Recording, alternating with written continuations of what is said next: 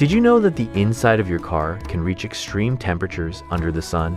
First, we check the temperature inside the car with the sunshades on, and for that, we'll use the infrared thermometer.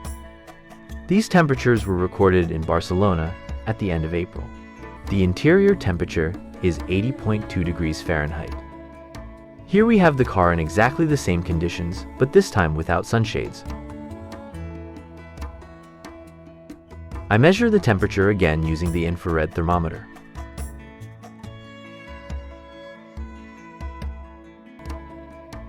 And this time, the thermometer reads a temperature of 113.9 degrees Fahrenheit. Sunshades reduce the temperature by over 33 grades Fahrenheit, thanks to the ability to roll the windows up and down without removing them, refreshing the interior and keeping you safe from insects. Make your family's trip much more enjoyable and cool. Buy your Qualizzi sunshades today on Amazon.